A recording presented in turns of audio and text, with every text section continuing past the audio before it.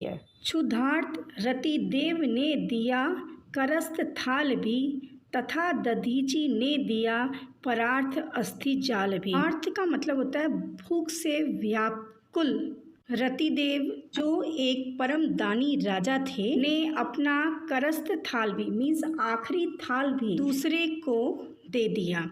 अब यहाँ दधीचि तथा दधीचि ने दूसरे के हित के लिए, परमार्थ मीन्स दूसरे के हित के लिए अपनी अस्थियों का दान कर दिया। वो क्यों दान किया था?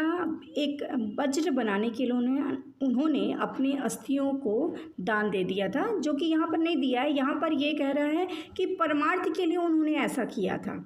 अब आगे देखते हैं। उसी नर क्षितिश ने स्वमांस दान भी किया। नर का मतलब होता है गंधार देश का जो राजा था क्षितिश ने अपने मांस का दान दे दिया था। और क्यों दान दिया था? एक बहेलिया को दान दिया था उन्होंने, एक कबूतर की जान बचाने के लिए दान किया था।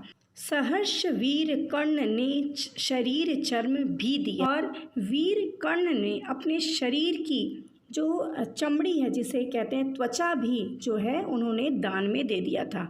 अनित्य देह के लिए अनादि जीव क्या डरे। देह का मतलब होता है नश्वर और अस्थिर शरीर के लिए, देह का मतलब है शरीर के लिए, अनादि जो अमर नहीं है वो जीव क्यों डरे या क्या डरे। यहाँ पर कह रहा है कि उसे नहीं डरना चाहिए, क्योंकि यह जो शरीर है वो नश्वर है, और जो जीव है, सारे जीव जो हैं वो अमर नहीं हैं। वही मनुष्य है कि जो लिए मरे, अर्थात मतलब मनुष्य वही है जो मनुष्य के लिए परोपकार का कार्य करे। सही अर्थ में मनुष्य भूति चाहिए, महाविभूति है यही, वंशीकृता दैव है बनी हुई स्वयं मही। कह रहे हैं कि सहानुभूति चाहिए, लोगों में सहानुभूति की भावना को उजागर करना चाहिए। महाविभूति है वही, महाविभूति का मतलब होता है सबसे बड़ा, विभूति का धन, सबसे बड़ा धन है यही। शीकृता सदैव है बनी हुई स्वयं मही, मही का मतलब होता है ईश्वर।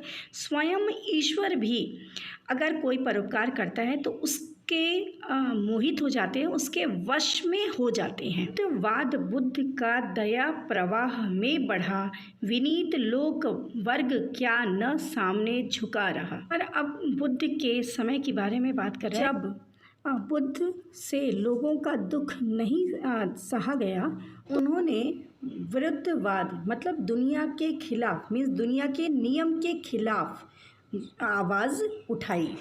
लोक वर्ग का होता है मतलब लोगों का समूह, उनके शिष्ट व्यवहार के कारण और उनके परमार्थ के कारण झुक गया।